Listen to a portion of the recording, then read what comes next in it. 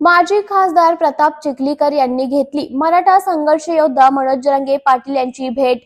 मराठा आरक्षण युद्ध मनोज जरांगे पाटील गेल्या 3 दिवसापासून छत्रपती संभाजीनगर येथील गॅलेक्सी हॉस्पिटल येथे उपचार घेत असून 3 दिवस कोणालाही भेटले नाही किंवा बोलले नाही। आजपासून त्यांनी भेटायला बोलायला सुरुवात केली आहे। त्यामुळे माजी खासदार प्रताप चिखलीकर यांनी रुग्णालयात येऊन त्यांच्या तब्येतीची विचारपूस केली व लवकरच बरे व्हा असं सांगितले।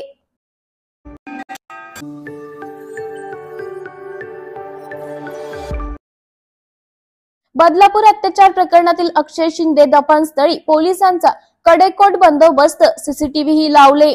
बदलापूर येथील 2 चिमुकल्यांवर अत्याचार करणाऱ्या आरोपी अक्षय शिंदेच्या मृतदेहावर उल्हासनगर मधील शांतीनगर स्मशानभूमीत पोलिसांच्या निगराणीखाली दफनविधी करण्यात आले होते। यावेळी स्थानिकांचा विरोध केला असता तरी पोलिसांनी बळाचा वापर करून दफन प्रक्रिया पूर्ण केली। अनुचित प्रकार घडू नये म्हणून आता त्या ठिकाणी 24 तास पोलीस बंदोबस्त ठेवण्यात आला असून सीसीटीव्ही देखील बसवण्यात आले आहेत।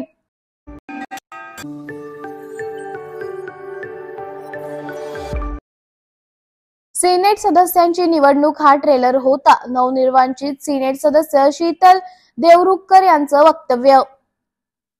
मुंबई विद्यापीठाच्या नवनिर्वाचित सिनेट सदस्य शीतल देवरुखकर व आज धुळे दौऱ्यावर आल्या होत्या।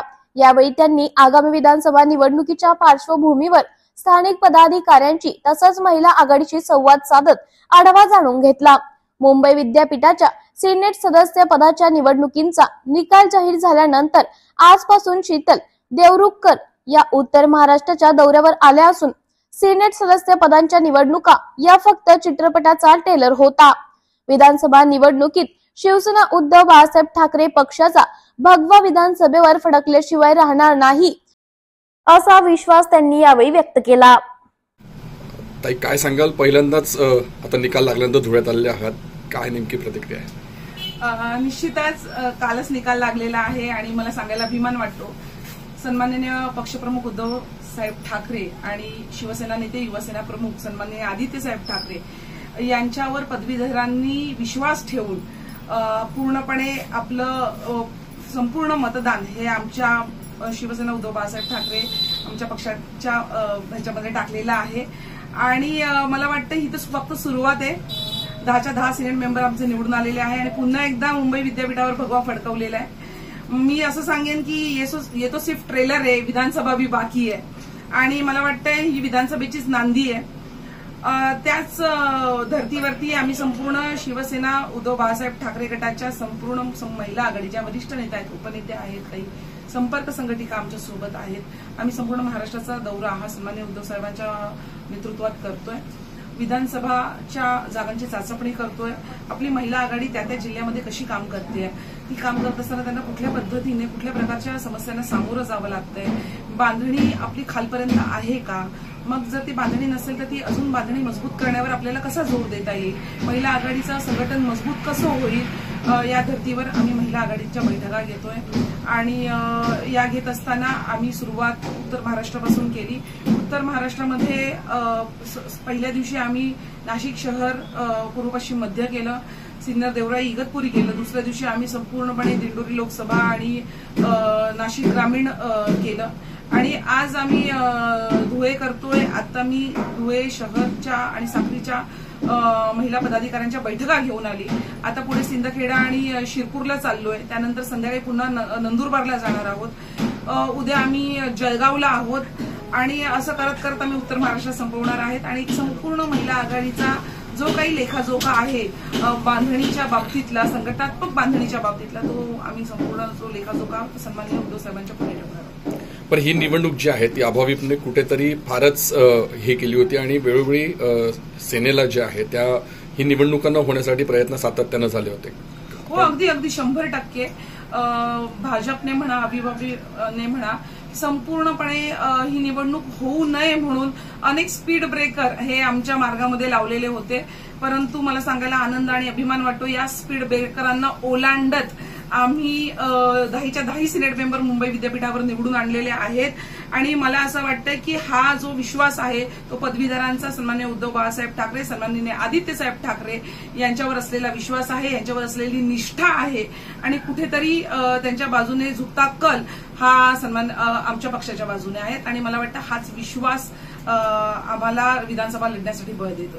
निवडणुका झाल्यात, काल निकाल जाहीर झाला आणि आज लगेचच आपण दौऱ्यावर निघालात. मुळात हा एवढा सगळा उत्साह येतो कुठून, म्हणजे काय नेमकं त्यामागचं रहस्य आहे? मुळातच आम्ही बाळासाहेबांच्या रणरागिणी आहोत, सन्माननीय उद्धव बाळासाहेब ठाकरे साहेबांच्या रणरागिणी आहोत आणि साहेबांचा आदेश फक्त आमच्यासाठी शेवटचा आदेश असतो. साहेबांनी आदेश दिला की आपल्याला विधानसभेच्या कुठल्याही परिस्थितीत आपल्याला विधानसभेवर भगवा फडकवायचा आहे आणि त्याच धर्तीवर आपल्याला संपूर्ण महाराष्ट्राची महिलांची बांधणीचा आढावा घ्यायचा आहे. मग बस आम्ही लागलो कामाला. खुश खबर, खुश खबर, खुश खबर. डेन नेटवर्कचा HD पॅकेज धमाका. सिल्वर ॲड ऑन पॅकेजसाठी 20 रुपयात 20 HD channels. Gold add on पॅकेजसाठी 30 रुपयात 30 HD चॅनल्स. या योजनेचा लाभ घेण्यासाठी आजच आपल्या डेन केबल ऑपरेटरशी संपर्क साधा. ही योजना फक्त HD सेटअप बॉक्सवरच उपलब्ध असेल. शिंदे ठाकरे घराण्यामुळे इतक्या वरती पोहोचले आहेत असं संजय राऊत म्हणाले. अक्षय शिंदे प्रकरणावर संजय राऊत म्हणाले, संपलेल्या प्रकरणावर चर्चा करू नका, हायकोर्टात निर्णय येईल असं संजय राऊत यांनी स्पष्ट केलंय. लाडकी बहीण योजनाने गडकरीवर बोलताना संजय राऊत म्हणाले की ही योजना निवडणुकीसाठी मत विकत घेण्यासाठी प्रयत्न आहेत. योजनेमुळे सत्ताधारी वादत गटात सुरू आहेत. मुख्यमंत्री शब्द वापरला जात नसल्याचं देखील त्यांनी अधोरेखित केलंय. संजय राऊत यांनी नितीन गडकरींना केंद्रीय मंत्रिमंडळात हा मुद्दा मांडण्याची आवश्यकता असल्याचं सांगितलं. मुख्यमंत्री एकनाथ शिंदे यांच्यावर टीका करताना संजय राऊत यांनी शिंदे यांच्या सोशल मीडिया वापरावर टीका केली आहे आणि म्हटलं की ट्विट करायला ठेवलेले लोक नीट ट्रेनिंग घेतात का? दिल्ली आणि गुजरात दरबारात शिंदे गेले होते, त्यांचा कचऱ्यासारखा दर्जा होईल जेव्हा मोदी शहा यांचा हात त्यांच्या डोक्यावरून हटेल. दसऱ्या मेळाव्यावर बोलताना संजय राऊत यांनी सुरत किंवा गुवाहाटीला घेण्याचं सुचवलं आहे.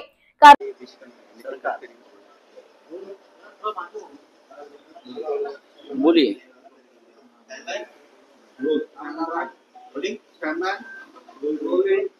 सर, पुरावे नष्ट होण्यासाठी अक्षय शिंदे यांना 6 दिवसाच्या नंतर उल्हासनगर येथे दफन करण्यात आले. कसं बघता? मी त्याच्याकडे आता तो विषय संपलेला आहे. संपलेल्या विषयावर बोलू नका. हायकोर्टामध्ये त्या संदर्भात निर्णय होणार आहे किंवा होईल आणि ते विषय आता परत परत चर्चेला आणू नका. बोला. गुंतवणूकदारांनी शासनाचा भरोसा राहू नका. सध्या अनुदानाचे पैसे मिळत नाही याची शाश्वती नाही, कारण लाडकी बहीण योजना पैसे द्यावे लागत आहेत असे गडकरी म्हणाले. प्रश्न परत करा. हा गुंतवणूकदारांनी शासनाच्या भरोशावर राहू नका. सध्या अनुदान कोणत्या गुंतवणूकदारांनी? प्रश्न क्लिअर करा की कोणत्या. एक सत्य आहे की सध्या लाडकी बहीण योजना ही लाडक्या बहिणींसाठी नसून लाडकी बहीण योजना ही उद्याच्या निवडणुकीमध्ये मिंदे गटाला मतं मिळवण्याची योजना आहे, मतं विकत घेण्याची योजना आहे. ही लाडक्या बहिणींवरती फार प्रेम उफाळून आलंय म्हणून नाही.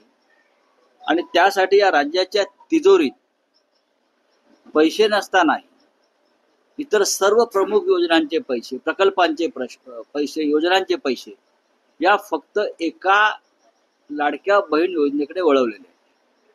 त्या लाडक्या बहीण योजनेवरून सुद्धा 3 त्यांच्या सत्ताधारी गटामध्ये मारामाऱ्या सुरू आहेत.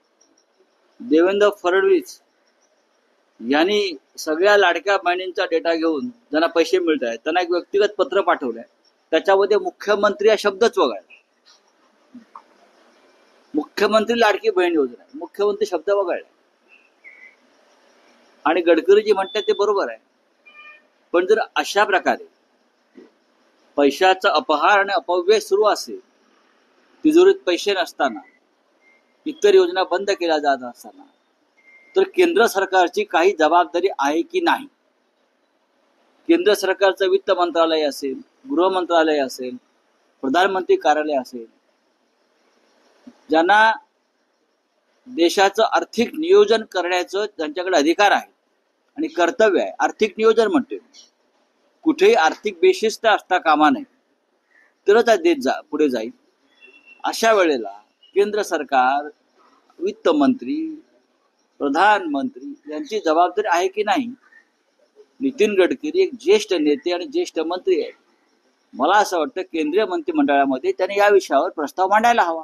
सर, मोदी आणि अमित शहा संदर्भात उद्धव ठाकरेंनी बोलू नये, त्यांनी आरशात चेहरा बघावा.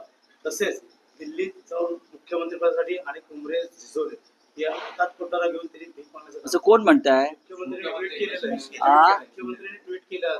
मुख्यमंत्र्यांना ट्विट करता येतं का स्वतःला? मुख्यमंत्री को ट्वीट करने को आता है क्या? आम्ही ओळखतो त्यांना. ट्वीट करायला जे माणसं ठेवले त्यांना ट्रेनिंग द्या नीट. कटोरे घेऊन दिल्लीच्या दरबारात बरं का, आणि गुजराती व्यापारी मंडळाच्या दरबारात गेल्या 2.5 वर्षापासून कोण आहे? माननीय उद्धव ठाकरे साहेबांचं काय असेल ते आम्ही पाहू. गुजरातच्या दरबारात 2.5 वर्षापूर्वी सुरतला भांडी कोण घासायला गेलं होतं? मोदी शहांची भांडी धुणी भांडी करायला कोण गेलं होतं? तुम्हीच गेला होता मुख्यमंत्री पदासाठी. आणि आता सुद्धा दिल्लीमध्ये मोदी शहांच्या उंबरठ्यावरच आपण पाय पुसणार. ज्या दिवशी मोदी शहाचा हात तुमच्या डोक्यावरच जाईल त्या दिवशी तुमची किंमत या महाराष्ट्रात कचऱ्या इतकी राहणार नाही.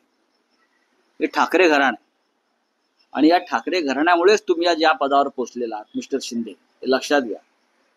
आणि ठाकऱ्यांवर बोलताना आपलं पूर्वायुष्य काय होतं ते विसरू नका. हे वारंवार तुम्ही भाषणातून व्यक्त केलेलं आहे. आपण गुलाम आहात गुजरातच्या व्यापार मंडळाचे. जसं मी कालच म्हणालो की दसरा मेळावा घेणार हे लोक मुंबईत घेऊ नका. तुमची दसरा मेळाव्याची जागा कुठे आहे? सूरत, जहां उनके शिवसेना का जन्म हुआ. 2.5 साल पे उनके पार्टी को तो 2 साल हो गए, 2.5 साल हो गए.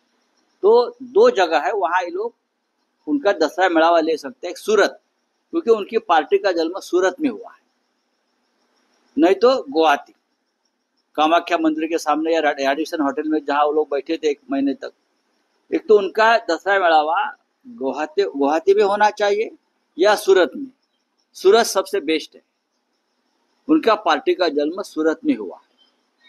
सर, हिंदी में जानना चाहेंगे, नितिन गडकरी जो मंत्री है उन्होंने कहा है कि जो सरकार है विश कन्या है जिसके साथ जाएगी उसको डुबा देगी. लाडली बहन योजना पे भी उन्होंने टिप्पणी की. ये सरकार अगर विश कन्या है तो ये बात जो है आप मोदी और शाह जी को बोलिए. वो भी तो विश कन्या के साथ बैठे हैं ना, आप भी बैठे हैं. सत्ता विश कन्या है, विष है, जहर है. लेकिन आप भी 10 साल से 15 साल से वो जहर के साथ खिलवाड़ कर रहे हो ना. आप ये मोदी जी को बात कहिए, अमित शाह जी को कहिए. ये जहर है ना, ये जहर आप जनता को पिला रहे हो और खुद अमृत ले रहे हो, लूट रहे हो मुंबई और देश को. तो लाडली बहन योजना है, ये फ्रॉड है. ये हम नहीं कहते, ये मोदी जी कहते हैं. इस प्रकार की जो योजनाएं होती है ये लूटमार की योजनाएं है, भ्रष्टाचार की योजना है. तो ये गडकरी साहब ने इस बारे में एक प्रस्ताव कैबिनेट में रखना चाहिए. वो सीनियर मंत्री है. जिस तरह से लाडली बहन योजना के नाम पर लूट चल रही है देश महाराष्ट्र में, खजाना में पैसा नहीं है, सब योजनाएं बंद हो गई, सब प्रोजेक्ट बंद हो गए. सरकारी जो कर्मचारी है उनको पगार देने के लिए पैसा नहीं है. शिक्षकों का पैसा, टीचर्स का पगार नहीं मिल रहा है. और सभी जो फंड्स है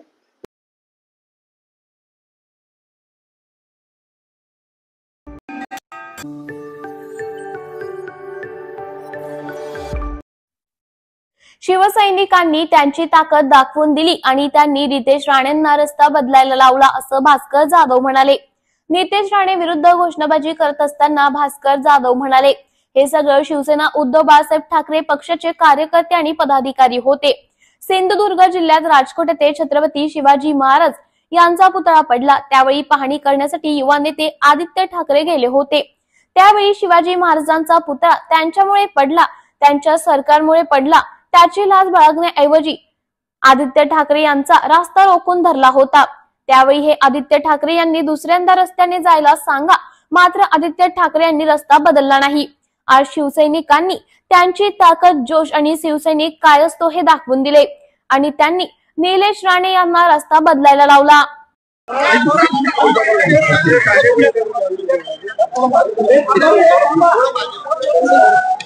आता विक्रम राठोड यांच्या कार्यकर्त्यांनी घोषणाबाजी केली, निलेश राणे येत होते, कसं बघता तुम्ही? असं आहे की ते आमचे कोणा एका पदाधिकारीचे कार्यकर्ते नव्हते, ते सगळे शिवसेना उद्धव बाळासाहेब ठाकरे या पक्षाचे पदाधिकारी आणि कार्यकर्ते होते।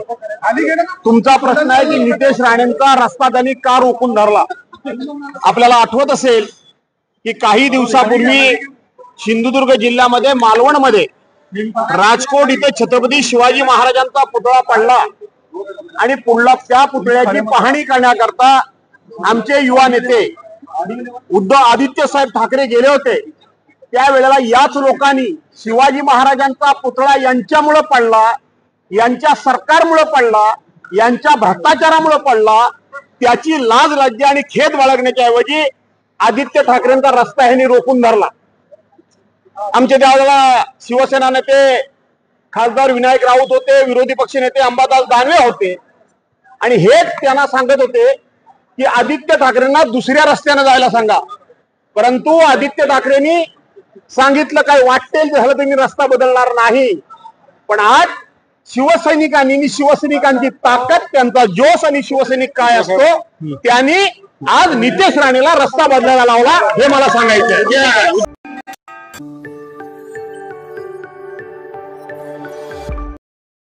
उद्धव ठाकरे व त्यांच्या टोळीच्या घाणेरड्या राजकारणाचे धर्मवीर 2 मध्ये वस्त्रहरण झाले आहे असं नितेश राणे यांनी टीका केली आहे। परतवाडा आणि अचलपूर मध्ये मोर्चा, बाईक रॅली, त्याचबरोबर धर्मसभा आहे। त्या धर्मसभेसाठी मी अमरावतीला जात आहे। शिवसैनिक घोषणाबाजीवर नितेश राणे म्हणाले, त्यांच्यात आता तेवढाच जीव राहिला आहे। या 4 घोषणा ऐकून नंतर येणारे बबली बंटी आहेत ते खुश होतील। तसंच नितेश राणे धर्मवीर चित्रपटावर टीका करताना म्हटले, धर्मवीर 2 हा चित्रपट मी अजूनही पाहिलेला नाही, लवकरच पाहणार, परंतु ते जे काही सत्य आहे ते धर्मवीर चित्रपटाच्या माध्यमातून बाहेर आले आहे। वर्षानुवर्ष घाणेरडे राजकारण उद्धव ठाकरे आणि त्यांची टोळी करत होती, त्याचं वस्त्रहरण धर्मवीर 2 मध्ये झालं आहे। चित्रपट बघितल्यानंतर मी माझं मत सांगेल असंही ते म्हटले। आनंद दिघे मृत्यूवर बोलताना वर्षानुवर्ष संशय आहे, पण जेव्हा नारायण राणे यांनी शिवसेना सोडली तेव्हा याच उद्धव ठाकरेंनी त्यांना मारून टाकण्याच्या सुपाऱ्या दिल्या होत्या।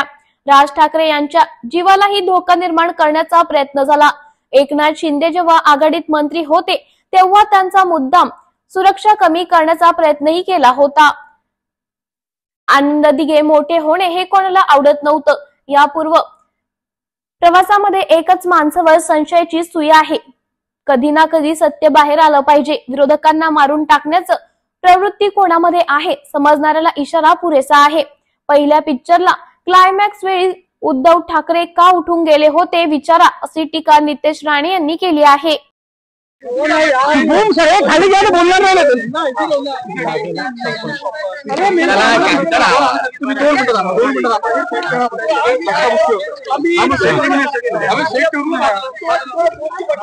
अरे बूम सगळे खाली घ्या, बोलत नाही, डाऊन करा सगळे। मला अमरावती जायचं,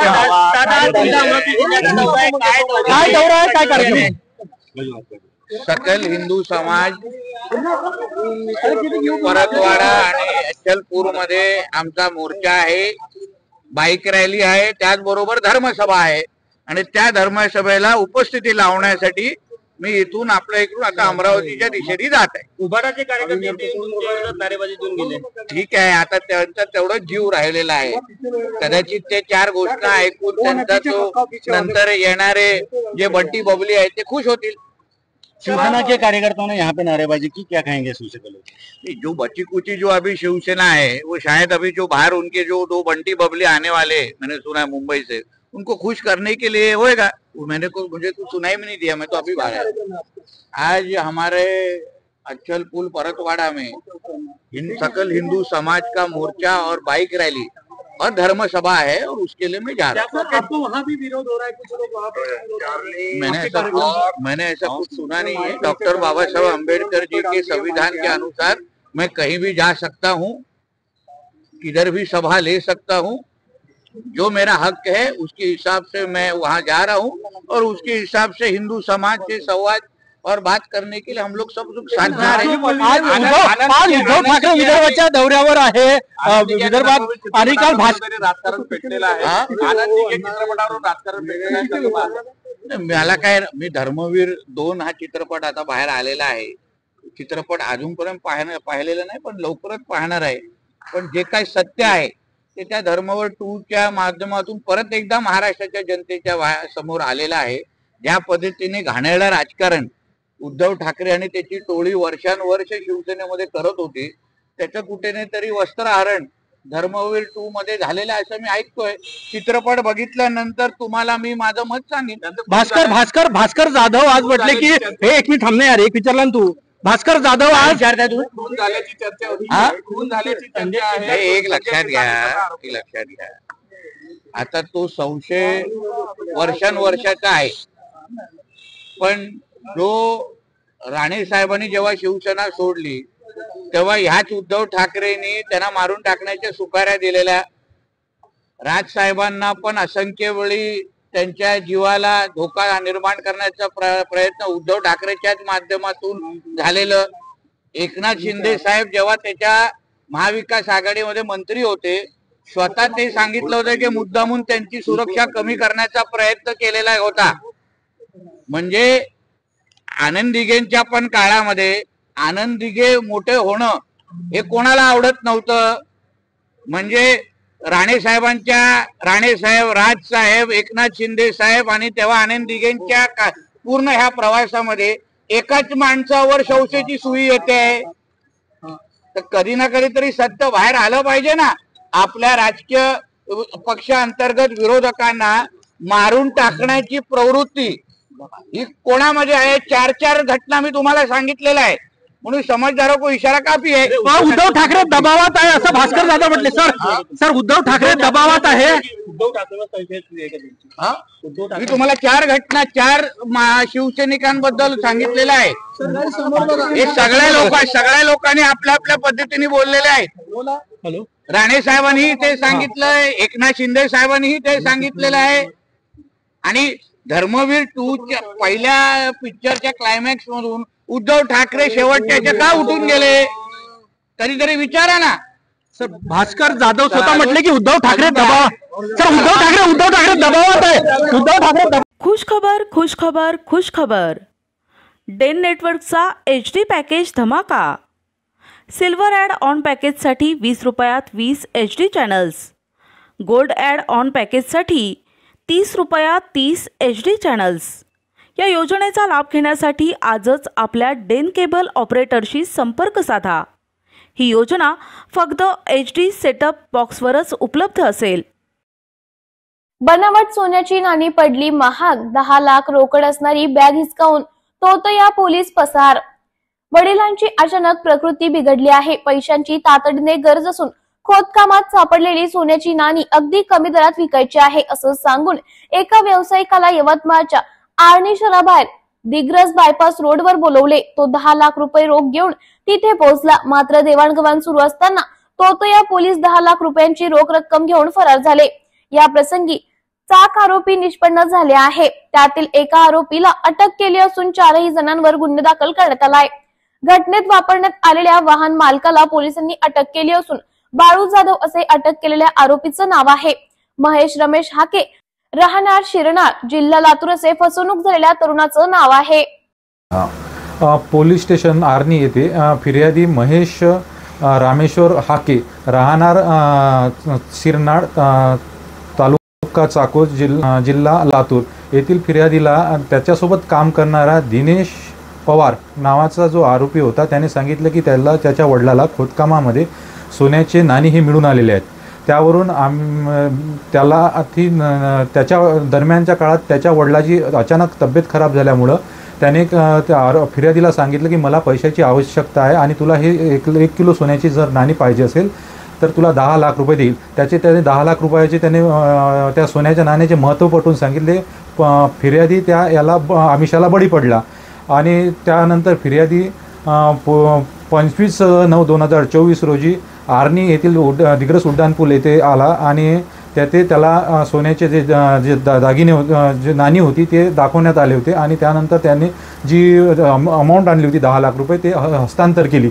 हस्तांतर केल्यानंतर तिथे अचानकच एका 4 चाकी गाडीमध्ये आरोपी आले आणि आरोपींनी त्यांना सांगितलं की तुम्ही इथे कसे काय आले. ते आरोपी भिवून आणि जो आरोपी होता दिनेश पवार याला घेऊन ते परत निघून गेले. सदर या गुन्ह्यामध्ये 4 आरोपी हे झालेले आहेत, निष्पन्न झालेले आहेत. त्यापैकी एक आरोपी आम्ही अटक केलेला आहे. आरोपी निष्पन्नाचं कारण असं आहे की जी गुन्ह्यामध्ये जी झायलो गाडी वापरली होती ती त्याचे CCTV फुटेज आम्हाला प्राप्त झाले होते.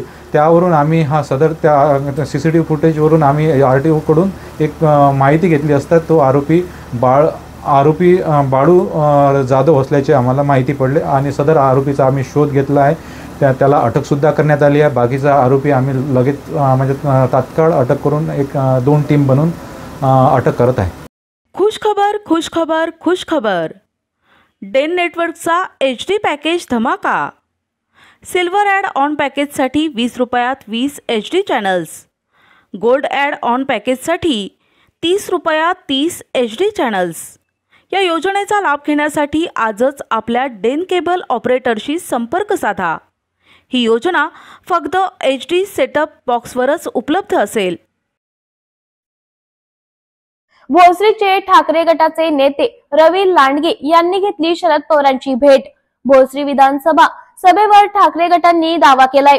भोसरीत सहकार्य करावं अशी रवी लांडगे यांची शरद पवारांनी विनंती केली आहे. शरद पवार यांच्या पुण्यातील निवासस्थानी त्यांनी पवारांची भेट घेतली आहे. यावेळी शरद पवार यांचा आशीर्वाद घेण्यासाठी आल्याचं त्यांनी म्हटलं. मी पवार साहेबांचा आशीर्वाद घेण्यासाठी आलो आहे. भोसरी मतदारसंघ माझा 2 वेळा फिरून झाला आहे. जागा शिवसेनेकडे आहे. मी शिवसेनेत प्रवेश केला आहे. जागा कुणालाही सुटली तरी मी एक निष्ठेने काम करेल असं मी पवार साहेबांना बोललो. आखाडा भोसरीचा असला तरी पैलवान कोणी असू द्या वस्तात आमच्याकडे आहे. पिंपरी चिंचवड मधील नगरसेवक यांच्या कामासाठी पवारांना भेटण्याकडे आले आहेत असंही ते म्हटले. काय म्हणतात विलास लांडे पण या ठिकाणी उपस्थित आहेत. अनेक राष्ट्रवादी अजित पवार गटाचे नगरसेवक उपस्थित आहेत. काय चर्चा झाली, काय भेटलं? नाही, आता विधानसभेची निवडणूक लागलेली आहे संपूर्ण महाराष्ट्रात. विधानसभेच्या निवडणुकीसाठी मी शिवसेना पक्षात प्रवेश केल्यामुळं, शिवसेनेतून इच्छुक असल्यामुळं शिवसेना आणि राष्ट्रवादी काँग्रेस पक्ष महाविकास आघाडी, राष्ट्रीय काँग्रेस पक्ष महाविकास आघाडी म्हणून लढत आहेत. तर महाविकास आघाडीमध्ये मी इच्छुक उमेदवार असल्यामुळे पवार साहेबांच्या भेटीला मी त्यांचे आशीर्वाद घेण्यासाठी या ठिकाणी आलो होतो. काय म्हणणं झालं, काय चर्चा झाली? अजून किती लोक अजित पवार गटाचे, शिवसेनेचे किंवा पवार साहेबांच्या संपर्कात येत? पवार साहेबांना मी एक इच्छुक उमेदवार म्हणून भेटायला आलो आणि साहेबांना जनतेमध्ये भोसरीमध्ये माझ्या नावाला किती पसंती आहे किंवा मी जनतेमध्ये जाऊन कशा पद्धतीने चांगल्या प्रकारे निवडणूक लढू शकतो हे साहेबांना कळवलं आणि साहेबांना सांगितलं तुमचा आशीर्वाद माझ्यासोबत असावा आणि जरी मला उमेदवारी नाही मिळाली तरी मी महाविकास आघाडीचेच काम करणार आहे असे साहेबांना सांगितलं. जागा मुळात राष्ट्रवादीकडे आहे. तुम्ही वरिष्ठांशी शिवसेनेमध्ये प्रवेश करताना बोलणं केलंय का जागेबाबत? कारण की तुमची इच्छा तर आहे, राजकीय महत्वाकांक्षा आहे निवडणूक लढवण्याची. वरिष्ठांशी शिवसेनेमध्ये ठाकरे उद्धव ठाकरे जागा मुळात राष्ट्रवादीकडे आहे असं आपण कसं म्हणू शकता? शिवसेनेने त्याच्यावर दावा सांगितलेला आहे भोसरी विधानसभेवर, राष्ट्रवादीकडे कसं काय? आखाडा भोसरीचं जरी असलं तरी वस्तादाकडे पैलवानाला असं म्हणायचं का? हा भोसरीचा आखाडा आता ते म्हणतात सर्व, पण राजकीय आखाडा म्हणजे हा समाजकारणाचा असतो. लोकांनी त्याला राजकीय आखाड्याला तो कुस्तीचा आखाडा केलाय, पण खरं समाजकारणात आता आदरणीय पवार साहेब हे देशाचे नेते आहेत, त्यांच्या आशीर्वादाशिवाय आपण पुढे जाऊ शकत नाही. वस्तादच आहेत ते. पैलवानाच्या विरुद्ध वस्ताद मैदानामध्ये म्हणायचं. उद्धव ठाकरेने तुम्हाला तयारी करायला सांगितले का? आपण दावा केलाय. हो मी प्रवेश करतानाच उद्धव साहेबांनी स्पष्टपणे सांगितलं की भोसरी विधानसभेवर यावर्षी नक्की भगवा फडकावणार आहे. राज्यात समोर पैलवान आहे ना, पण असू द्या ना पैलवान, त्यांनी काही फरक नाही पडत. लढाई असते, युद्ध असतं. कुणी असलं तरी आम्ही आमच्या ताकदीने लढणार आहे. पण वस्ताद तुमच्या वस्ताद आहेतच ना सोबत. राज्यात सगळीकडे जिंकून येण्याच्या मेरिटवरती जागा वाटप केलं जातंय. तुम्ही शरद पवारांना आता भेटून सांगितलं का की मी जिंकून येऊ शकतो? काय नेमकं बोलणं झालं पवार साहेबांना? पवार साहेबांना मी सांगितलं, मी 2 वेळा मतदारसंघ संपूर्ण माझा फिरून झालेला आहे. युवकांचा आणि भोसरी मतदारसंघातील सर्व जनतेचा खूप चांगला प्रतिसाद आहे. खूप चांगल्या पद्धतीने मी निवडणूक लढू शकतो आणि जिंकू शकतो. त्यामुळे साहेबांचा आशीर्वाद मला अपेक्षित होता, तो घेण्यासाठी मी आलो. तुम्ही शिवसेनेला जागा सोडा असं सांगायला आला? तसं नाही मी सांगू शकत ना. मी सांगितलं की जर मला उमेदवारी मिळेल तर मी किती प्रभावीपणे निवडणूक लढू शकतो आणि जिंकू शकतो. तो साहेबांचा निर्णय असेल. खुश खबर, खुश खबर, खुश खबर. डेन नेटवर्कचा HD पॅकेज धमाका. सिल्वर ॲड ऑन पॅकेजसाठी 20 रुपयात 20 HD channels. Gold add on पॅकेजसाठी 30 रुपयात 30 HD चॅनल्स. या योजनेचा लाभ घेण्यासाठी आजच आपल्या डेन केबल ऑपरेटरशी संपर्क साधा. ही योजना फक्त HD सेटअप बॉक्सवरच उपलब्ध असेल. तुतारी चिन्ह घेऊन लढावं अशी अनेकांची इच्छा. हर्षवर्धन पाटलांच्या प्रश्नावर सुप्रिया सुळेंची प्रतिक्रिया. नितीन गडकरी यांच्या विधानावर प्रतिक्रिया देताना सुप्रिया सुळे यांनी सांगितलं, महाराष्ट्राच्या परिस्थितीवर प्रश्न विचारायला नितीन गडकरी यांना हवे, कारण त्यांचा पक्ष केंद्र आणि राज्य सरकारमध्ये आहे. महाराष्ट्रातील अडचणींचा गडकरींना जास्त अनुभव आहे. अर्थतज्ञ आणि नेत्यांनी महाराष्ट्राच्या अडचणींवर वारंवार इशारे देखील दिले आहेत. जे चिंतेचं आहे, त्यांनी ट्रिपल इंजन सरकारला राज्याच्या गोंधळात जबाबदार धरले आहे. सुप्रिया सुळे यांनी शिंदे सरकारवर टीका करताना म्हटलं की काही मंत्री त्यांच्या कार्यकाळात निर्णय घेत असत, पण आता तेच विरोध करत आहेत. याला सिलेक्टिव्ह ॲम्नेशिया म्हणतात. सुळे यांनी सरकारच्या विसरभोळेपणावरही टीका केली आहे. पवार, मोहिते पाटील आणि शिंदे यांच्यावर प्रतिक्रिया देताना सुप्रिया सुळे म्हणाल्या, पवार, मोहिते पाटील आणि शिंदे कुटुंबामधील ऋणानुबंध खूप जुने आणि दृढ आहेत. काही राजकीय मतभेद असले तरी ते वैयक्तिक संबंध कायम ठेवले आहेत. देवेंद्र फडणवीस यांना टीका करण्यासाठी काहीच उरले नसल्याने ते अशा टिप्पण्या करत असल्याचा टोलाही त्यांनी लावलाय.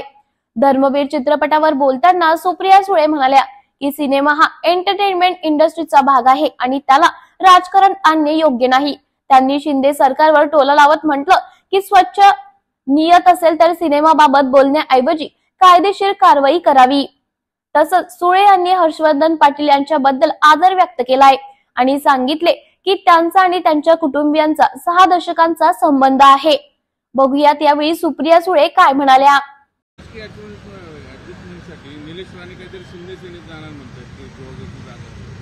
मला काही माहिती नाही बाबा. राज्य मंत्रिमंडळात चाललंय काय? कारण आपण पाहिलं होतं की बावनकुळेंच्या संस्थेला एक भूखंड. आता हा प्रश्न तुम्ही गडकरी साहेबांना विचारायला पाहिजे, कारण का ते सत्तेमध्ये आणि महाराष्ट्र सरकारमध्येही त्यांचा पक्ष आहे आणि केंद्र सरकारमध्येही त्यांचाच विचाराचा पक्ष आहे. त्याच्यामुळे अर्थातच गडकरी साहेबांना आमच्या सगळ्यांपेक्षा नक्कीच जास्त माहिती आतली माती असणार. त्यामुळे जेव्हा गडकरी साहेब हे बोलतात, त्याच्यानंतर महाराष्ट्राचे नेते जे लोकसभेला त्या महायुतीबरोबर होते, राज ठाकरे, तेही तेच बोललेले आहेत.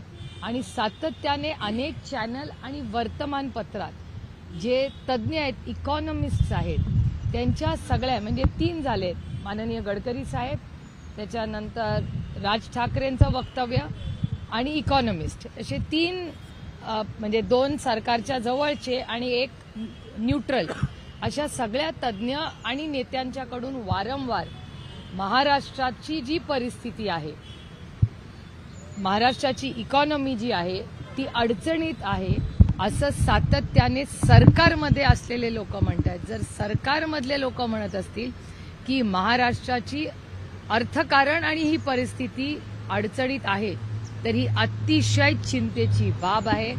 अनेक महिने नाही वर्ष माननीय जयंत पाटील सातत्याने हे बोलत होते. डिसेंबरच्या अधिवेशनात ही सविस्तर ह्याच्यावरती माननीय जयंत पाटील साहेब बोललेले आहेत, तरी त्याची कुठलीही नोंद घेतलेली नाही. आणि आणखीन एक सिग्नल जो आपण घेतला पाहिजे की महाराष्ट्राचं फायनान्स मंत्रालय, वित्त मंत्रालय, हे अनेक वेळा कॅबिनेटमध्ये, हे जे मी तुमच्या चॅनलवर आणि वर्तमानपत्रात वाचते की अनेक वेळा ऑब्जेक्शन्स घेतलेले जातात, विरोध केला जातो, पण त्याच्यावर दुर्लक्ष करून वृत्त मंत्रालयाने काही रेकमेंडेशन सूचना केल्या तरी त्याच्यावर कोणी ऐकत नाही आणि रेटून निर्णय घेतले जातात कॅबिनेटमध्ये, असं वर्तमानपत्रात आणि चॅनल्समध्ये येत आहे. त्यामुळे एकीकडे गडकरी साहेब म्हणतायत ते, एकीकडे राज ठाकरे म्हणतायत ते, अर्थतज्ञ म्हणतायत आणि वर्तमानपत्रात आलेली माहिती, फायनान्स मिनिस्टरची रिॲक्शन आणि जयंत पाटील जे खूप अभ्यासू आहेत आणि हे खातं अनेक वर्ष अतिशय चांगल्या पद्धतीने सांभाळलेलं आहे आणि जेव्हा जेव्हा जयंतराव या राज्याचे अर्थमंत्री राहिलेले आहेत, हे राज्य सरप्लसमध्ये राहिलेलं आहे. त्याच्यामुळे ही अतिशय चिंतेची बाब आहे. महाराष्ट्र हा देशातला सगळ्यात चांगलं इकॉनॉमी असणारं राज्य म्हणून त्याची ओळख गेले 5 दशकांची आहे. म्हणजे कैलासवासी यशवंतराव चव्हाणांपासून गेले 5 दशकं महाराष्ट्राची आर्थिक परिस्थिती अतिशय उत्तम राहिलेली आहे. पहिल्यांदा अशी भीती किंवा वास्तव बाहेर येतंय आणि याला जबाबदार फक्त आणि फक्त ट्रिपल इंजिनचं खोक्याचं सरकार आहे. कारण का त्यांनी महाराष्ट्रामध्ये प्रचंड गडबड करून ठेवली आहे. त्यांना कामांसाठी वेळ नसतो. उद्घाटनं, पब्लिसिटी, पक्ष फोडा, घरं फोडा एवढंच ते काम करतात. काल सीएम बोलले की तुम्ही फक्त टीका करता, आम्ही भूमिपूजन नाही तर उद्घाटन करतो, एक खांब उभारलं नाही विरोधकांनी मेट्रोचं आणि आम्हाला टीका करतो. कसं आहे की काही लोक जे आमच्या बरोबरही सरकारमध्ये होते ते आमच्याच सरकारवर टीका करतात. ते विसरून गेले की जे आज खूप मोठ्या मनाने आमच्या सगळ्यांवर टीका करतात ते अनेक वर्ष आमच्याबरोबर एकत्र मंत्री महोदय म्हणून अनेकांनी काम केलेलं आहे. त्यामुळे कदाचित त्याला इंग्रजीमध्ये एक छान शब्द आहे ॲम्निशिया, पण यांना ॲम्निशिया होत नाही, यांना सिलेक्टिव्ह ॲम्निशिया होतं. म्हणजे सोयीप्रमाणे ते विसरतात. त्याच्यामुळे सिलेक्टिव्ह ॲम्निशिया या सरकारला झालेला आहे. काल सोलापूर जिल्ह्यात बऱ्यापैकी डेव्हलपमेंट झाली. मी पुन्हा पवार, शिंदे आणि मोहिते पाटील हे तिन्ही घरांनी एकत्र आल्यामुळे जिल्हा पुन्हा एकदा मव्याकडे आलाय. रणजितदादा काँग्रेस माड्याची जागा काँग्रेसला देऊन रणजितदादा तिकडून लढण्याची तयारी आज म्हणून बबनदादालाही सकाळ सकाळ साहेबांना भेटायला आलेत. नेमकं काय शिजतंय? असं काही शिजत नाही हो.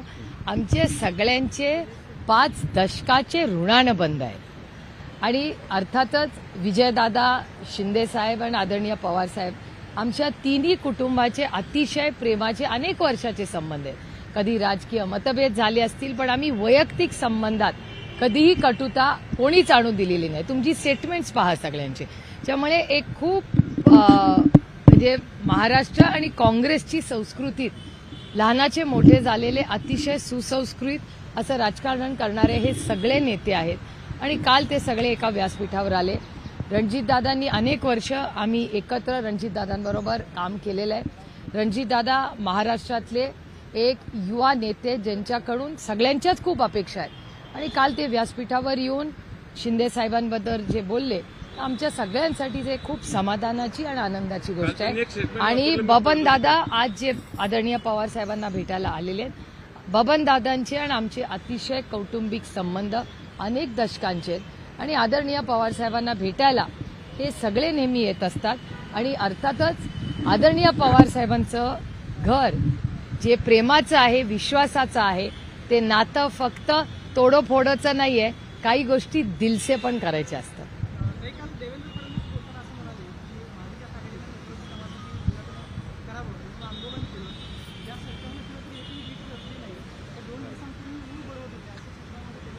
ठीक आहे. देवेंद्रजींना आता भ्रष्टाचार वगैरे असं आमच्यावर बोलायला काहीच राहिलं नाही ना. काय बोलणार? इतना तो हक बनता है देवेंद्रजी का. काहीतरी टीका करणार. ते विसरलेत की 2.5 वर्ष आमचंही सरकार होऊन गेलेलं आहे. पण ठीक आहे, मी तुम्हाला सांगितलं मगाशी तसं की या सरकारला सिलेक्टिव्ह ॲम्निशिया होतो वारंवार. त्याच्यामुळे ठीक आहे. ताई, वित्त विभागाचा विरोध असतानाही गिरीश महाजन आणि इंद्रनील नाईक यांच्या सूतगिरणीला काही कोट्यवधी शासनाने मंजूर केलेत. मला काय आश्चर्य वाटत नाही. नाही, शासन जे त्यांच्या बरोबर जातं, इन्कम टॅक्स, सीबीआय, ईडी किंवा आता जनमत त्यांच्या बरोबर नाहीये. म्हणजे इन्कम टॅक्स, सीबीआय आणि ईडी वाले त्यांना तोडायचं फोडायचं, नाहीतर त्यांना सरकारचा टॅक्स पेअरचा पैसा द्यायचा. हे जे आपण पाहिलंच पाहिजे, एंटरटेन म्हणून पाहिलं पाहिजे. करमणूक म्हणून पाहिलं पाहिजे, पण सिनेमा हे काय राजकारण होऊ शकत नाही ना. आणि जी घटना 23 वर्षापूर्वी झाली, तुम्ही इतके वर्ष सत्तेत राहिला, होम मिनिस्ट्री तुमच्याकडे, टेलिव्हिजनमध्ये तुमची नियत जर साफ असेल तर टेलिव्हिजनमध्ये बोलण्यापेक्षा तुम्ही जाऊन पोलीस कमिशनरकडे गेलं पाहिजे, किंवा तुमच्या कॅबिनेटमध्ये या राज्याचे होम मिनिस्टर येतात ना कॅबिनेटला, त्यांना सांगा, कंप्लेन करा, त्याच्यात काय. हर्षवर्धनच्या विरोधात यायच्या आधीच सगळे पक्षातले लोक गेले की आयात नको उमेदवार. मी खरं तर हर्षवर्धन यापूर्वी बोलून दाखवले की तो तरी घेऊ म्हणतात, नाही त्यांची इच्छा आहे, नेमकं काय आहे. नाही, काल मलाही आदरणीय पवार साहेबांना, इंदापूरचे सगळे आमचे सहकारी नेते पदाधिकारी पवार साहेबांना भेटले, ते मलाही काल संध्याकाळी भेटले. त्यांची एवढीच विनंती आहे की या महाराष्ट्राच्या मायबाप जनतेच्या आशीर्वादामुळे राष्ट्रवादी काँग्रेस पक्ष आणि तुतारी वाजवणारा माणूस, जे आमचं चिन्ह आहे, तर तुतारी वाजवणारा माणूस हे चिन्ह घेऊन महाराष्ट्राच्या स्वाभिमानासाठी सगळ्यांनी लढावं, अशी अनेक लोकांची इच्छा महाराष्ट्रात दिसते आणि ती तुमच्या चॅनल्सवरही वारंवार दिसते. त्याच्यामुळे इंदापूरमध्येही काही लोकांच्या भावना आहेत. राष्ट्रवादी काँग्रेस पक्ष हा पारदर्शकपणे नेत्यांचा पण आणि कार्यकर्त्यांचा आणि पदाधिकाऱ्यांचा मान सन्मान करून निर्णय घेणारा पक्ष आहे आणि लोकशाही पद्धतीने हा पक्ष चालतो. त्याच्यामुळे प्रत्येक जण येऊन नाही एंट्री असं नाही हो, एंट्री आणि एक्झिट असं नसतं. मी अनेक वेळा हे मी चॅनल्सवरही बोललेले की हर्षवर्धन पाटील, ज्यांना मी आदराने भाऊ म्हणते, हर्षवर्धन भाऊंचे आणि आमचे कौटुंबिक संबंध 6 दशकांचे आहेत आणि मी जोपर्यंत आहे तोपर्यंत ते प्रेमाने आदराने पाळलेच जातील. कोण कुठल्या पक्षात आहे हे नाही, पण सिनियर भाऊ जे होते, सिनियर भाऊंचे आणि आमचे कौटुंबिक संबंध, त्याच्यानंतर भाऊ गेल्यानंतर हर्षवर्धन भाऊ राजकारणात आले, त्यामुळे आमचे कौटुंबिक संबंध कालही होते, आजही आहेत आणि उद्याही राहतील. आता कोण काय निर्णय घेईल राजकीय, ह्याचा आणि आमच्या कौटुंबिक संबंधाचा काहीही संबंध नाही. सुनील केदार यांनी एक असं वक्तव्य केलं आहे की 2 महिन्यांमध्ये महाविकास आघाडीचं सरकार येईल, मग आता जे IAS IPS अधिकारी भाजपसाठी काम करतायत त्यांना आम्ही सॅल्यूट मारायला लावू किंवा त्यांना आम्ही भाजपचा गणवेश घालायला लावू, अशा स्वरूपात. तुम्हाला सुनील केदारांचा तुम्हाला स्वभाव माहिती आहे, थोडा हसी मजाक इतका तो हक बनता है यार. काय झालंय, भारतीय जनता पक्षामध्ये हसणं मना आहे, त्याच्यामुळे थोडं पण कोणी हलकं फुलकं काय बोललं की तुम्ही लोक फार ते सिरियसली आणि मनाला लावून घेतात. मुख्यमंत्र्यांनी जो बंड पुकारला होता चित्रपटात हिरोईनमध्ये असं दाखवलं होतं, हिंदुत्वासाठी तो बंड पुकारला, अशा पद्धतीनं मी तुम्हाला सांगू, मी सिनेमा हे करमणूक म्हणून बघते आणि राजकारण खूप गांभीर्याने करते. मी दोन्ही मिक्स नाही करत. Cinema is happiness and entertainment, ते काम नाही आहे, कुणाचंच नाही आहे. काय सिद्ध काय करायचं त्यांना, मला कसं माहिती असेल. मी सिनेमा करमणूक आणि एंटरटेनमेंट म्हणून बघते. निर्मला सीतारामनवर FIR करावा असं पोलिसांनी म्हटलंय, ते इलेक्ट्रॉनिक बॉन्डचा विषय होता, आता त्यांची राजीनाम्याची मागणी पण होती. नाही, खूप धक्कादायक ती सगळी घटना आहे आणि नोव्हेंबरमध्ये जेव्हा पार्लमेंट सुरू होईल तेव्हा आमची पहिली मागणी सरकारमध्ये असेल की आम्हाला या सगळ्याची पारदर्शकपणे इन्क्वायरी झाली पाहिजे. कारण मलाही आश्चर्य वाटलं, खरं तर मला निर्मलाजींबद्दल अशी बातमी येईल असं माझ्या ध्यानीमनी कधी नव्हतं. कारण का, निर्मलाजींना एक अतिशय सुसंस्कृत महिला म्हणून मीही अनेक वर्ष अतिशय जवळून पाहिलेलं आहे. त्यामुळे ज्या पद्धतीने हे जे मीडियामध्ये येत आहे हे माझ्यासाठी अतिशय वेदना देणारं आणि आश्चर्यचकित करणारं आहे. नरहरी झिरवळ हे मंत्रालयाच्या गेटवरती आजपासून आंदोलनासाठी बसत आहेत. त्याच म्हणतात की धनगर समाजाला एसटी प्रवर्गातून जे आरक्षण देण्याची मागणी केली जाते त्याला त्यांचा विरोध आहे. नरहरी झिरवळ हे सत्ताधारी पक्षाचे आमदार आहेत आणि ते काल मंत्रालयाच्या गेटवरती आंदोलन. असं म्हणणं आहे की जर सत्तेत असलेल्या आमदाराला जर रस्त्यावर उतरून आंदोलन करावं लागत असेल तर ह्याच्यावर मला पुढे काही बोलायची गरजच नाही आहे. आणि मला असं वाटतं झिरवळ साहेबांनी पहिली गाठ घेतली पाहिजे माननीय देवेंद्र फडणवीसांची. कारण का 10 वर्षापूर्वी आमचं बारामतीतलं घर आहे, त्या घराच्या बाहेर येऊन 10 वर्षापूर्वी देवेंद्र फडणवीसांनी भाषण केलं होतं की पहिल्या कॅबिनेटमध्ये धनगर समाजाला आरक्षण देऊ. त्यामुळे मी सातत्याने हे सांगते की धनगर, मराठा, लिंगायत, मुस्लिम आणि भटक्या विमुक्त समाजाच्या आरक्षणाच्या बाबतीत अतिशय फसवणूक कोणी केली असेल तर ती भारतीय जनता पक्षाने केलेली आहे. आणि झिरवळ साहेब जे आंदोलन करतायत, मी पूर्ण त्यांच्या भावना समजू शकते, पण ह्याच्यातूनच दिसतंय तुम्हाला की महाराष्ट्र सरकारचा कारभार हा किती विस्कळीत आहे, ज्याच्यात सत्तेत असलेल्या आमदारालाही रस्त्यावर उतरावं लागतंय, त्याचं कोणीही ऐकत नाहीये. एक आदिवासी महाराष्ट्राचा सुपुत्र ज्याला हक्कासाठी लढावं लागतंय, हे सरकार इतकं निर्दयी आहे, निष्क्रिय आहे आणि असंवेदनशील आहे की त्यांना रस्त्यावर उतरावं लागतं. माझं म्हणणं आहे की कुठलंही आरक्षण असेल, मराठा, धनगर, लिंगायत, मुस्लिम आणि भटक्या विमुक्तांची मागणी आहे. सगळ्यांच्या बाबतीत मी अनेक वेळा महाराष्ट्र सरकारला आणि तुम्हालाही चॅनलला सांगितलेलं आहे, आमची भूमिका आहे जे सत्तेत आहेत त्यांनी एक बिल आणावं, त्या बिलवर सगळे मिळून चर्चा करू आणि चर्चा करून जेव्हा मार्ग निघेल तेव्हा कुणाचंही सरकार असू दे, मग ते मोदी सरकार असू दे, एनडीए सरकार असू दे, काँग्रेसचं सरकार असू दे, यूपीएचं सरकार असू दे, कुणाचंही सरकार असलं तरी आरक्षणाच्या बाबतीत मराठा, धनगर, लिंगायत, मुस्लिम आणि भटक्या विमुक्त समाजाच्या हक्कासाठी आणि आदिवासींच्या हक्कासाठी आम्ही ताकदीने जे सरकार असेल त्याच्याबरोबर उभं राहू. आम्ही त्याच्यात राजकारण कधी आणलं नाही आणि कधी आणणारही नाही.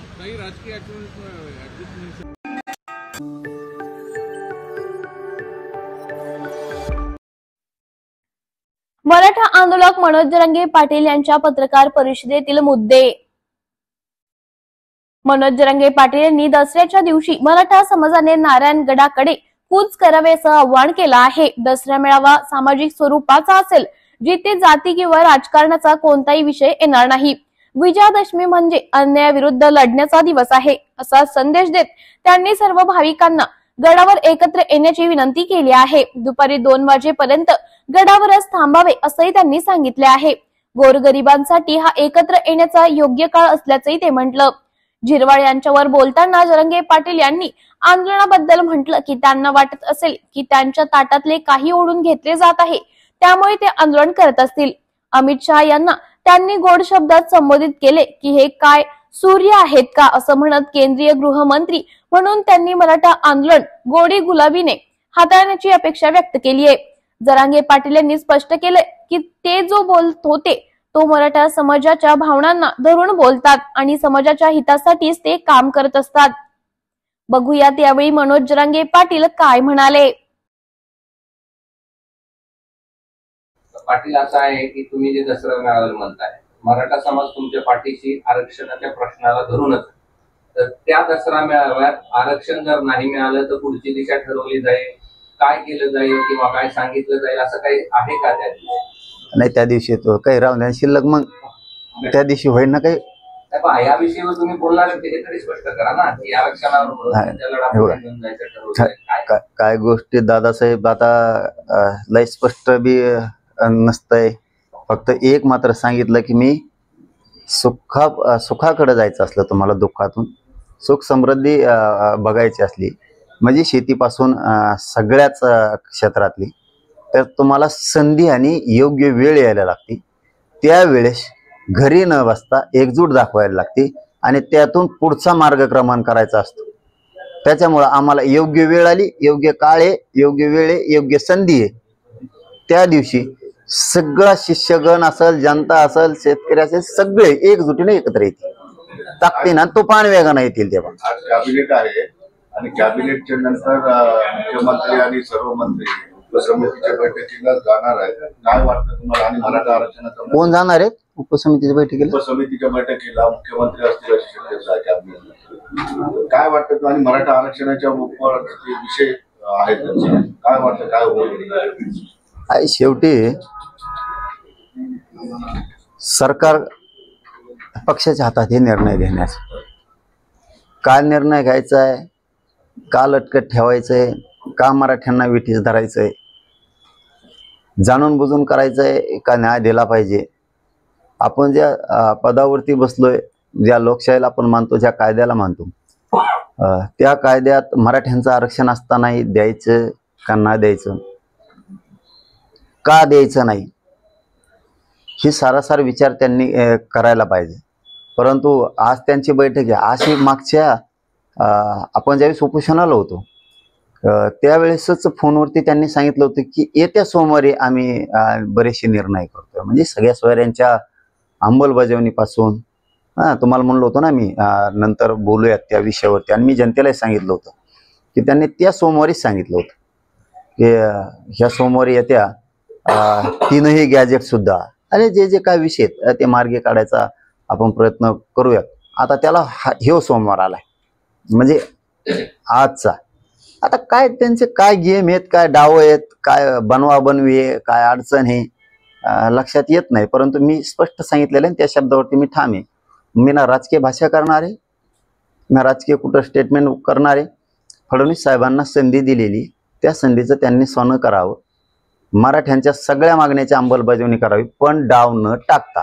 केव्हा अभ्यासक बोलवून तेव्हा अभ्यासक बोलवून आमकं कर हे नाटकं मात्र सरकारने करून गोरगरीब मराठ्यांच्या रोष अंगावर घ्यायचं काम नाही. कारण तुम्हाला मला एक गोष्ट कळत नाही. तुम्ही सांगितल्याप्रमाणे आता की अभ्यासक बोलवलेत, काय बैठकीला अभ्यासकाची गरज येते? कोण आहे ते अभ्यासक? सरकार तुम्ही आहेत. तुमच्याकडे कायद्याचे अभ्यासक आहेत, घटनेचे अभ्यासक आहेत, तुमच्याकडे आरक्षणाचे अभ्यासक आहेत. घटनेच्या ढाच्याच्या चौकटीत ते कसं बसवायचं याचे सगळे तज्ज्ञ तुमच्याकडे. हे असताना तुम्हाला अभ्यासक कशाला पाहिजेत खाजगी? म्हणजे तुमचा ट्रॅप तर नाही ना ते मागचा? मग तुमचा तेव्हा मागचा ट्रॅप तर नाही ना? तुम्ही काही समन्वय गोळा करणार, काही संघटना गोळा करणार, काय अभ्यासक यांना विचारताच काय? मागण्या सरळ आहेत, मागण्याची अंमलबजावणी सरकारनं करायची, विषय संपला. तुम्ही चर्चा करता कशाची? प्रत्येक वेळेस तुम्ही कॅबिनेट घेणार, उपसमितीची बैठक घेणार, तुम्ही राज्यातल्या काही 4-2 इकडे तिकडे बांधावर पुस्तकं वाचणारे ते अभ्यासक त्यांना नाव ठेवणार आणि ते तुमचेच खाजगी अभ्यासक. ते त्यांचंच कळत नाही त्यांना मिळेल. आणि हे लोकांना घेऊन तुम्ही सांगणार की आम्हाला अभ्यासकांशी चर्चा करायची, खूप ते व्हायबल आहे, त्रुट्या आहेत, ते बसतच नाहीये, ते वाकडच होतंय, तिकडच होतंय. हे सरळ करणार आहेत काही? कुठून आणले? सरळ सरळ उघड आहे. समाज कोणचा असो, मराठा असो किंवा धनगर असो किंवा 12 बलुतेदारांचा प्रश्न असो, मागण्या तुमच्याकडे दिल्याच्या नंतर सरकारची जबाबदारी आहे ते बसवायच्या कशा आणि त्याची अंमलबजावणी करायची. वेळ काढूपणा का का हे काय सांगणार आहेत तुम्हाला?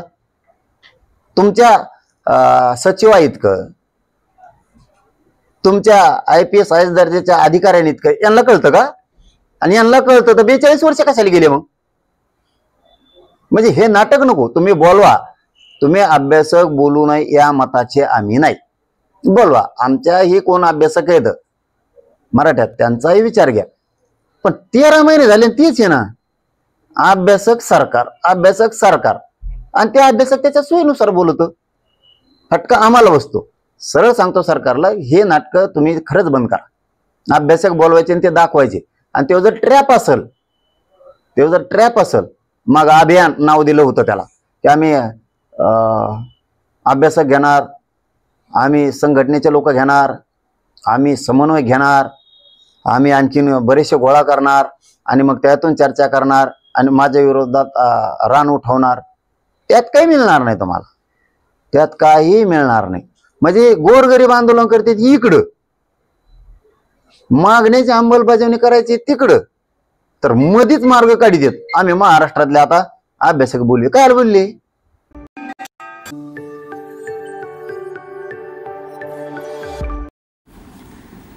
आमच्याशी ज्यांना युती करायची असेल ते आमच्याकडे येतील, आम्ही कोणाकडे जाणार नाही, असं प्रकाश आंबेडकर म्हणाले. लोकसभेत शिवसेना उद्धव ठाकरे गटासोबत युती तुटल्यानंतर विधानसभेत पुन्हा युती होणार अशी चर्चा राज्यात होत आहे. परंतु बाळासाहेब आंबेडकर यांनी सांगितलं की ज्यांना आमच्यासोबत युती करायची आहे ते आमच्याकडे येतील, आम्ही कुणाकडे जाणार नाही. चोपडा येथे आदिवासी सत्ता संपादन सभानिमित्त बाळासाहेब आंबेडकर हे चोपडा येथे आले आहेत. यावेळी त्यांच्यासोबत आदिवासी आप पक्षाचे राष्ट्रीय नेते तसंच रावेर विधानसभेचे उमेदवार सेमीभाब पाटील, चोपडा विधानसभेचे इच्छुक उमेदवार सुनील गायकवाड व इतर पदाधिकारी कार्यकर्ते उपस्थित होते. महाराष्ट्रात आपण किती सीट लढवणार? किती सीट आम्हाला जेवढे लढवायचे तेवढे लढवणार.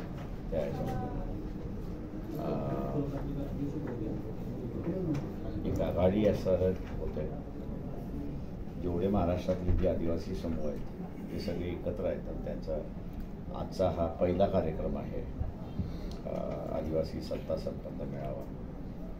दुसरा जो आहे तो मनमाडला आहे. तिसरा जो आहे तो 6 तारखेला नागपूरला आहे. तेव्हा असा एका बाजूला असणारा आदिवासी समूह आहे आणि दुसऱ्या बाजूला जरांगे पाटील यांची जी मागणी आहे की मराठांना ओबीसीतून आरक्षण द्यावं अशी जी मागणी आहे, त्यामुळे पूर्ण महाराष्ट्रामध्ये ओबीसी एका बाजूला गेला आहे आणि मराठा समाज एका बाजूला गेलेला आहे. त्याच्यामुळे मराठा असं म्हणतो की ओबीसीला मतदान देणार नाही आणि ओबीसी असं म्हणतो की मराठ्याला मतदान देणार नाही. त्याच्यामुळे ही जी परिस्थिती आलेली आहे, या परिस्थितीच्या बरोबर आम्ही असं ओबीसींबरोबर आहोत की ओबीसीचं आरक्षण ओबीसीसाठी राहिलं पाहिजे.